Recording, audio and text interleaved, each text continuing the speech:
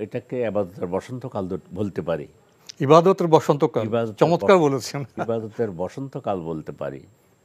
সেই হিসাবে আলহামদুলিল্লাহ বহু ভাইয়েরা আছেন, বোনেরা আছেন, এখন থেকেই মনের ভিতরে কি যে এক আনন্দ লুকিয়ে আছে যে আল্লাহ কালকে ইনশাআল্লাহ আমরা রোজা শুরু করব।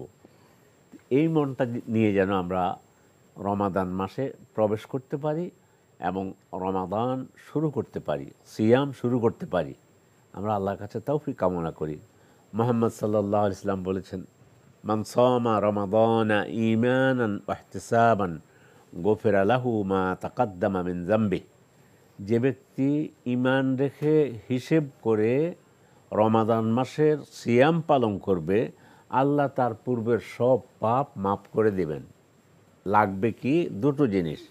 ঈমান রেখে, এমনি তো আলহামদুলিল্লাহ আমাদের ঈমান আছে, তারপরে ঈমান রাখবো এটা যে আমাদের রব আমাদেরকে সৃষ্টি করেছেন তার ইবাদতের জন্য।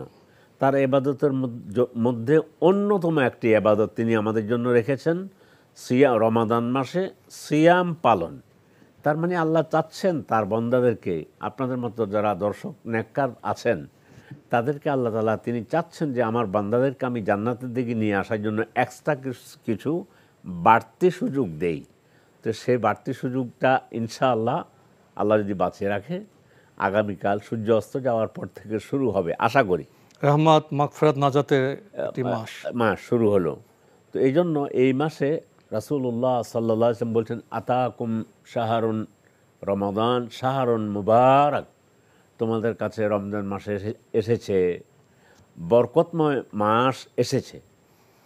অন্যান্য মাসের অন্যান্য ফজিলত আছে, কিন্তু এই মাসের ফজিলত বলতে গিয়ে বলছে আতাকুম শাহরুন মুবারক, তোমাদের কাছে একটা মুবারক মাস এসেছে। বিশেষ করে লাইলাতুল কদরের যে ফজিলত আমাদের এর ভিতরে আছে কি? এর ভিতরে আছে লাইলাতুল কদর আছে। এই মাস এত মর্যাদার কারণ কি? এই মাসে আল্লাহ কোরআন নাজিল করেছেন। আল্লাহ তাআলা বলছেন, শাহরু রমাদান আল্লাযী উনজিলা ফীহিল কোরআন। রমাদান মাস, এই মাসে কোরআন নাজিল করা হয়েছে। সেই সৌভাগ্য সৌভাগ্য অর্জন করার জন্য, লাভ করার জন্য এই রমজান আমাদের একটা রুটিন থাকবে। কোরআনের প্রতি আমাদের কি দায়িত্ব? কোরআন পড়ব, কোরআন তিলাওয়াত করব, কোরআন বুঝার চেষ্টা করব, অধ্যয়ন করব, গবেষণা করব, হাদিস পড়ব, ইসলামিক অথেন্টিক বইগুলো পড়ব, হাদিসের বইগুলো পড়ব। আনন্দ আর আনন্দ ইবাদতের মধ্যেই আমাদের হয়ে যাবে যে আল্লাহ এই রমাদান, হাদিসের মধ্যে এসেছে, তোমরা যদি রমজান মাস পেয়ে যার গুনাহ মাফ হলো না, পাপ মাফ করে নিতে পারলো না, সে ধ্বংস হোক।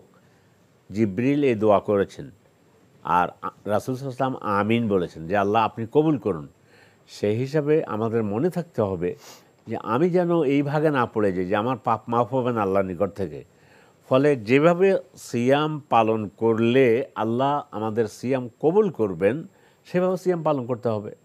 সিয়াম পালন করবেন। আল্লাহ রাসূল সাল্লাল্লাহু আলাইহি ওয়াসাল্লাম বলেছেন যে মান লাম ইয়াদা কাউলা যুরি ওয়াল আমালা বিহি ফালাইসা লিল্লাহি হাজা আন ইয়াদা তাআমাহু ওয়া শারাবা।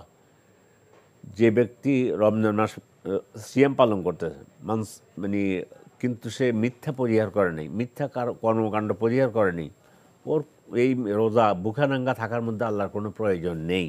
আরও খুশি বার্তা হলো আমাদের কাঙ্ক্ষিত যে ভাগ্য রজনী, সেটা তো লাইলাতুল কদর। লাইলাতুল কদর আছে এর ভিতরে। এটা তো আমাদের সামনে রেখে আমাদের ইবাদতে আমরা মগ্ন হব।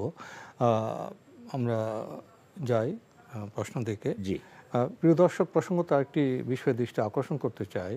শায়েখ যেভাবে বললেন, মাহে রমজানের প্রতিটি মুহূর্ত খুবই গুরুত্বপূর্ণ। আমাদের সজাগ থাকতে হবে। মাহে রমজানের শুধু ঘন্টা নয়, মিনিট নয়, সেকেন্ডগুলো কিভাবে আমরা ব্যয় করছি। আমরা কি শুধু কেনাকাটায় বাজারে ব্যস্ত থাকব? এখানে একটা ম্যানেজমেন্ট, একটা ব্যবস্থাপনা থাকা দরকার। কেনাকাটার বিষয়গুলো আসুন না আমরা রমজানের আগে সেরে ফেলি। রমজানের মাসটা যেন আমাদের ইবাদতের মহত্তর কাজে আমরা নিয়োজিত করতে পারি।